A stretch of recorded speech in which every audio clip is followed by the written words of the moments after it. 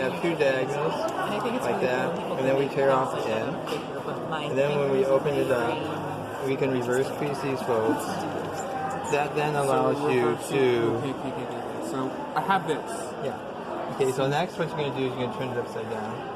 And you can grab these ends and go like this, like a magician. Flip. Okay. And crease the middle like that. Okay, so you are recording. Yeah, you crease and fold the middle like that. So you're at this stage. Then you rotate 90 degrees and then you crease to the middle again. Right? Okay. Now here's the fun part. You push it inside out like that. Now you crease this up, but not all the way to the end. Maybe the pinky. Can you move back a step? Okay, sure. So you have the diamond. Oh yeah. Just crease all these, and then maybe you want to rotate 90 degrees and crease again. And then you fold this up, pinky distance from the center, and you go to crease like that.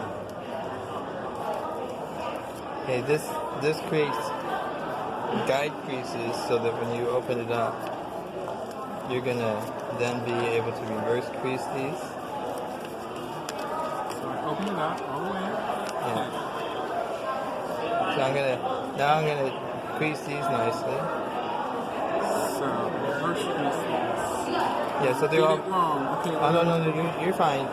You're fine. You can do this. Okay, when you do this, don't go all the way to the center. Yeah, I did it from the wrong. Yeah, that's okay. So you go like that, and then when you open it up, like this, you can see now you can go like that, because then you have a space between the center and those other folds.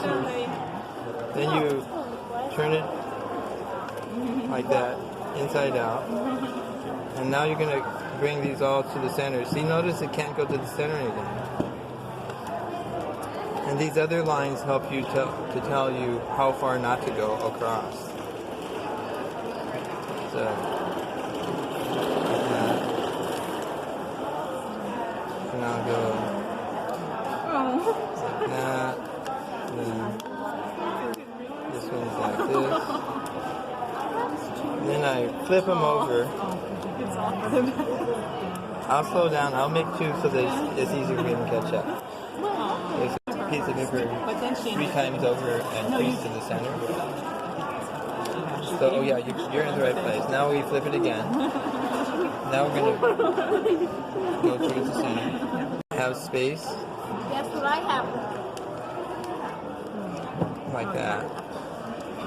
So,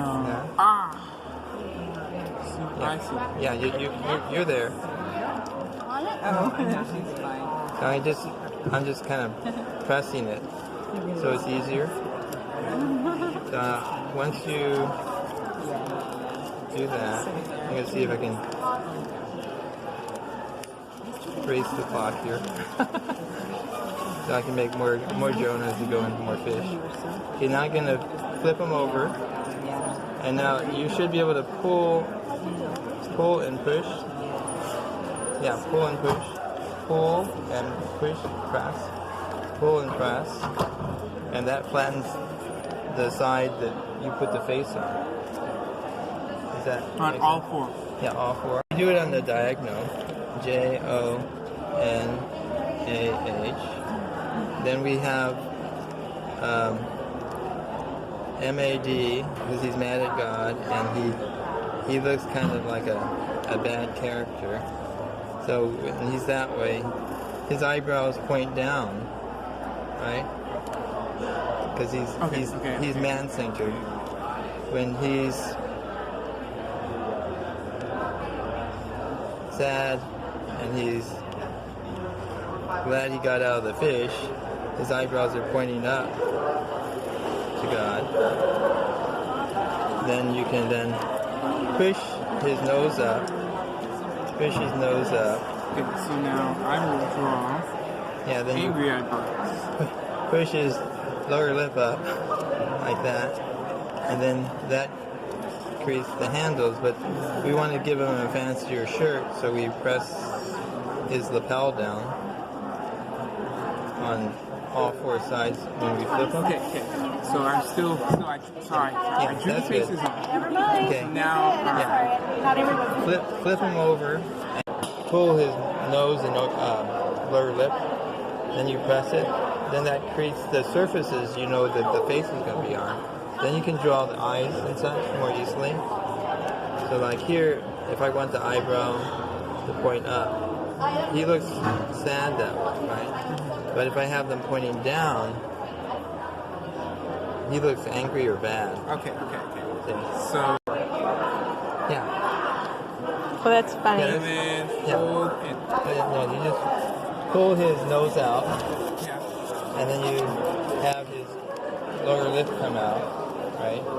And then you want to do the same for the other side. You pull his nose out, and you pull his lower lip out. So what that does then is Okay. okay. So you first just crease two triangles. So every way. one thing starts with a Yeah, square. you do So you're the gonna have to square. take a paper, Yeah, like that. fold it like this, and then tear this part off. Yeah. And then you just make the two triangles that which makes the square. And then you tell the story about how Moses wanted to see God. So God hid him in the mountain, and then the mountain bowed down over because God's walking by to honor God. Right? So then, but the mountain was also curious, so he wanted to peek up. And he went parallel to the top. Didn't want God to notice that he did that. So he wouldn't make him into a molehill. And then he also was showing Moses how to sneak out to see the backside of God.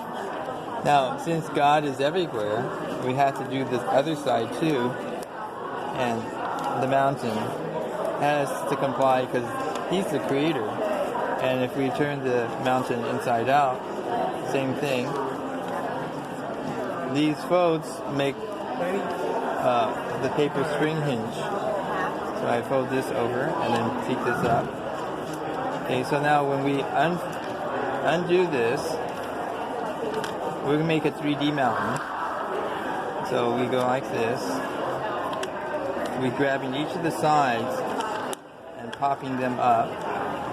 So now it looks like he's half the size of the other mountain, right? So that's our 3D mountain. So now I'm going to push right here, and then we're going to flatten out the fins. We want to make sure that this is exactly in the center where they converge before we press here, press here, and then we press here.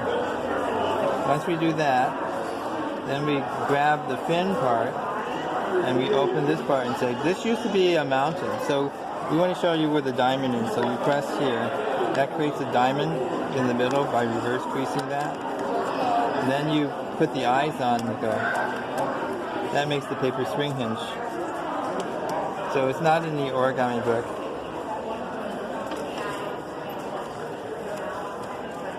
At this point, because I wanted everyone to be free to make it. So it's under Puppet Origami Storytelling post on Facebook as well. But if you want to put up a nicer one... Oh, it is?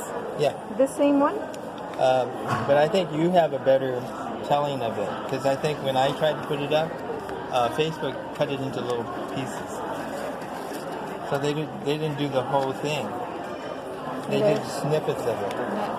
But if you set it up in a set of series, we could probably do that on YouTube and then have links to it.